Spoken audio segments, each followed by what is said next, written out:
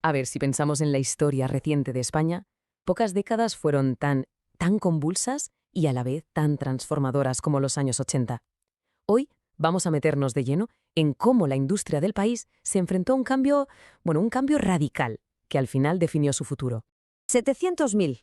Quedémonos con esa cifra un momento. 700.000 empleos industriales perdidos en España, en solo unos poquitos años durante la década de los 80. Es que no es solo un número, ¿eh? Detrás de esa cifra se esconde un auténtico drama social y desde luego una transformación económica como nunca se había visto. Claro, con una destrucción de empleo así, a una escala tan masiva, la pregunta es inevitable, ¿no? ¿Qué demonios le pasó a la industria española en los años 80? ¿Es que no había otra salida? ¿Era un colapso que no se podía evitar? Pues venga, para encontrar las respuestas vamos a rebobinar un poco. Tenemos que irnos a la España de finales de los 70. Porque, ojo, esta crisis no apareció de la nada, ¿eh? Se estaba cociendo a fuego lento sobre una base económica que la verdad era muy, muy frágil. Vamos a ponernos en situación. Por un lado, tenemos una transición a la democracia súper delicada, ¿vale? Franco acaba de morir en el 75. Por otro, una crisis económica mundial brutal por la subida del precio del petróleo. Y en medio de todo esto, ¿qué tenemos? Pues una industria española que llevaba décadas viviendo en una burbuja, protegida por el Estado, lo que la había vuelto poco competitiva y, seamos sinceros, bastante obsoleta. Vamos, que era la tormenta perfecta. Y claro, como siempre pasa, esta tormenta tuvo un coste humano tremendo. El paro, que ya era un problemón a finales de los 70, de repente se disparó por las nubes. Hablamos de superar el 20% a mediados de los 80. Millones, millones de personas que, de un día para otro, se encontraron en la calle, sin trabajo. Bueno, y si la situación ya era complicada de por sí, esperen, porque llegó algo que lo cambió absolutamente todo de una forma drástica.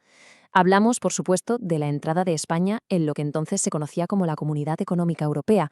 Llega el 1 de enero de 1986 y España oficialmente abre sus puertas a Europa. Era el gran sueño, ¿no?, para muchos, una oportunidad histórica para modernizar el país de una vez por todas. Pero para una gran parte de la industria española esto no era un sueño, era una pesadilla, una amenaza existencial literalmente.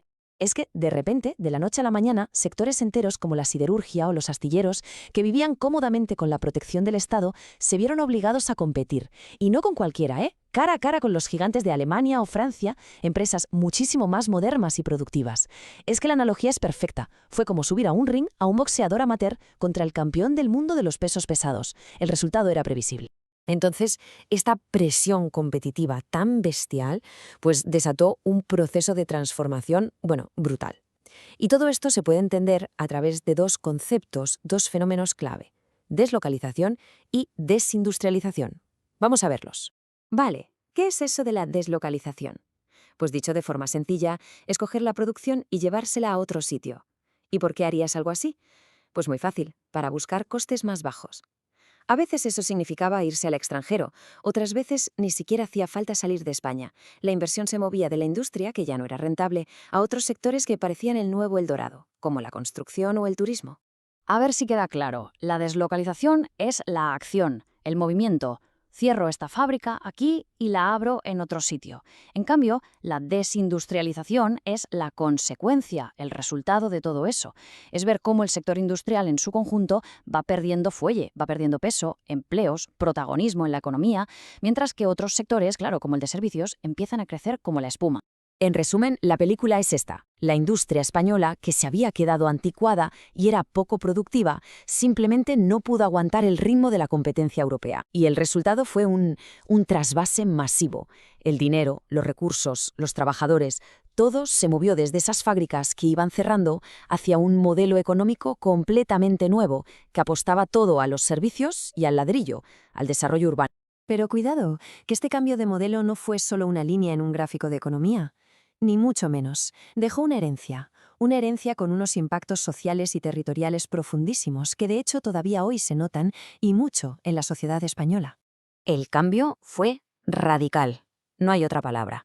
Si antes la industria era una parte fundamental, un pilar del Producto Interior Bruto, de repente el motor de la economía pasó a ser otro: el sector servicios, el turismo, la banca, la construcción. Esos se convirtieron en los nuevos protagonistas. Y como veremos, esto tuvo su cara y su cruz, para bien y para mal. Y este giro económico, literalmente, redibujó el mapa de España. Creó una España de dos velocidades.